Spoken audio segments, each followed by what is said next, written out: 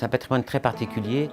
Claude Lorette, c'est 400 logements dans un site remarquable avec un parc boisé de 10 hectares, les bords du Loiret qui sont à proximité. Il y a une particularité par rapport à ce patrimoine puisqu'il est aussi avec des locataires et des copropriétaires. Malgré tout, les bâtiments sont assez séparés les uns des autres et on se retrouve souvent avec un manque de cohésion entre les habitants. Et il nous a semblé opportun de s'associer sur une action qui était proche de la nature.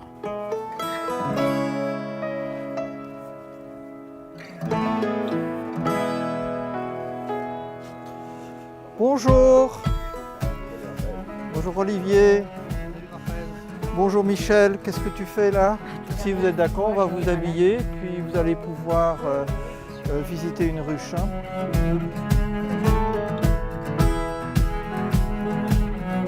Le principal, c'est de faire une fumée blanche et froide.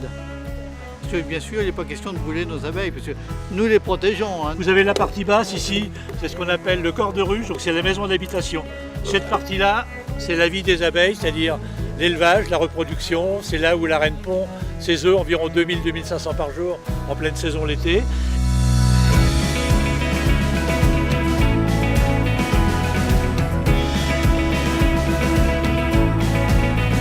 Donc toute visite de ruche commence par le fait d'observer l'entrée des ruches.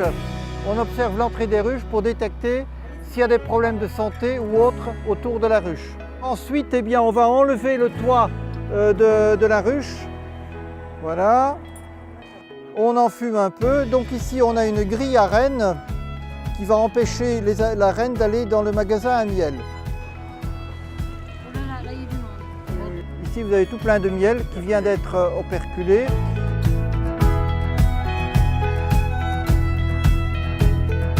Le bailleur social nous a proposé de constituer un projet et ensuite, eh bien, nous avons constitué ensemble un dossier qui à destination du Fonds d'innovation sociale. Cette subvention nous a permis d'acquérir en particulier les 5 ruches, les colonies, les abeilles qui vont avec, d'acquérir un extracteur, un bac à désoperculer inox de grande qualité.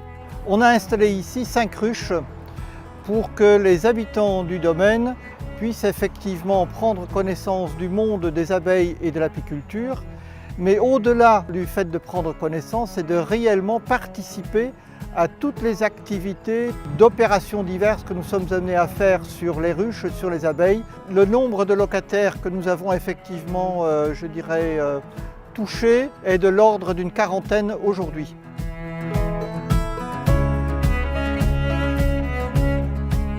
Alors cet après-midi, nous faisons une visite des ruches avec des personnes de l'abeille Oliftaine et puis ensuite ouverture de toutes les ruches pour vérifier l'état de santé des colonies, vérifier s'il y a effectivement une reine, s'il y a bien présence d'élevage.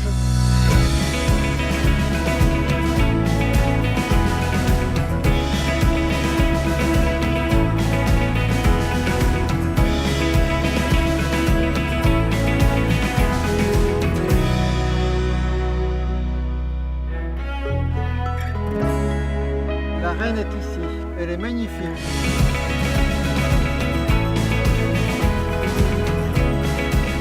La ville d'Olivet, comme toutes les communes aujourd'hui, accompagne les associations qui sont dynamiques sur son territoire. Donc nous, c'est notre responsabilité d'accompagner des associations comme l'Abeille Oliftaine pour monter les projets qu'elles montent.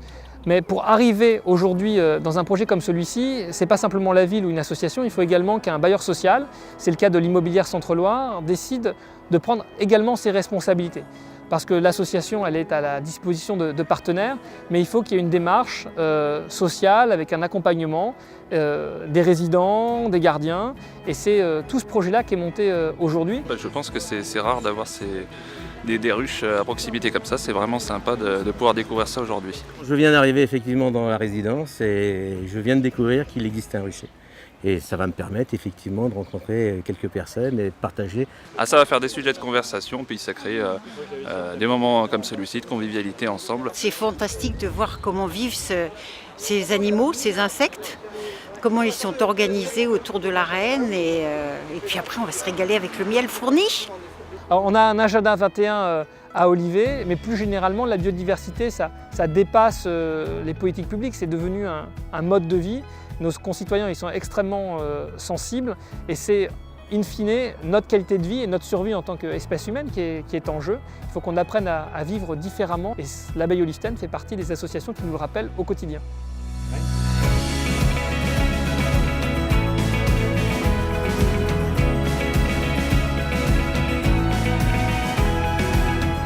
L'abeille, grâce à sa biodiversité et puis au maintien de l'écosystème, nous a semblé un vecteur très intéressant, créer du lien social, de la biodiversité et de l'équilibre environnemental. C'était pour nous quelque chose de très important.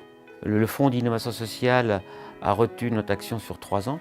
C'est important que ça soit sur une durée longue parce que le monde des abeilles est lié aussi à l'environnement météorologique. Il faut s'inscrire dans le cadre de l'environnement et du temps dont on dépend.